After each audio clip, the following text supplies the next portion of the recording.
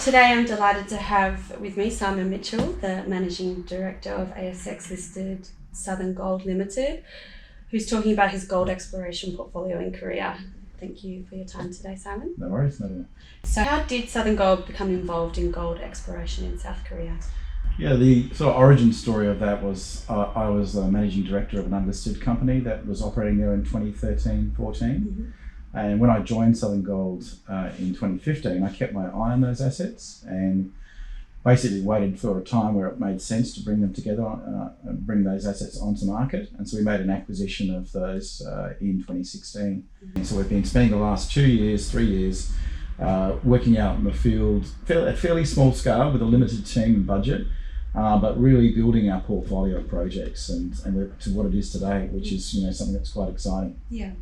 I understand you're halfway through a diamond drilling program on 3 key prospects. Can you provide me with an overview of what you're trying to achieve with this program? Yeah, so this is actually really exciting exploration. And what we've done is we've discovered 3 new vein systems, getting great gold and silver values on surface. And these initial scout drilling programs are really designed to drill and test those high-grade surface indicators to see what sort of systems we have. So it's basically discovery drilling being confirmed. So it's about as good as it gets in exploration. We've got very high grade gold and silver values, and then we're just going in there to try and confirm what's going on in the system and whether we can replicate those in drill core.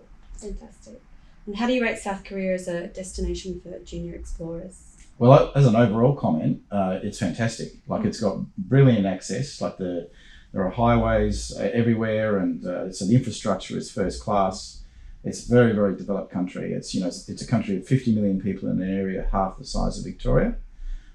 Fully, all the cities are connected by high-speed rail, and so it's just got a brilliant context to operate in. We've got great access. It's got zero royalties, so the fiscal regime there is just world class. Great support from government. So it's good for operating, and it's also got good for development type conditions. So it's a brilliant place. So are there many gold mines in South Korea? No, there's not. There used to be in ancient times. So Korea had a mining industry. Pre-20th century, it was a big gold producer, and there was some gold production during the Japanese occupation era in the Second World War.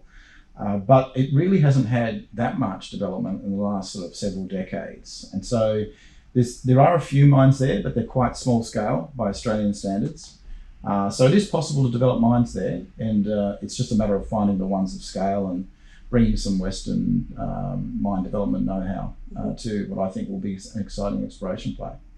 So what is the bigger picture for Southern Gold, Southern Korea exploration strategy? Yeah, so we have what I call a hybrid model. So as a junior, we are defining and drilling our own projects in our own right, where we've got relatively straightforward walk-up drill targets. These are the sort of things as a junior company we can really develop up, and so that's something we can take forward. But separate to that, we're also doing a lot of groundwork to build a bigger position that might be attractive to the major companies. And so we're doing a joint venture type approach on some project areas where we think it will be well suited to a major company coming in and doing some further work. So we'll kind of run both of those things in parallel. And just to finish up, what are the main catalysts for the next 12 months for exploration for Southern Gold? I guess the key catalyst is we'll be drilling. I mean, at the moment we're drilling 2 or 3 projects up to about Christmas.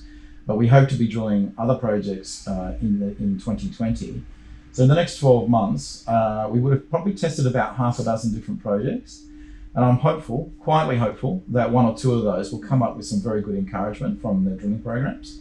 And we'll be able to confirm discoveries, basically. And then it's just a question of, well, how big are these systems? And can we define something that's 300,000-400,000 ounces, or maybe there's something even bigger? So that's the excitement level with our technical team is very high, because we're confident of discovery. It's just a case of, well, how big are these systems? So it's good stuff. Yeah, well, best of luck with it all, and thank you for your time today. No worries, Alan. Thank you.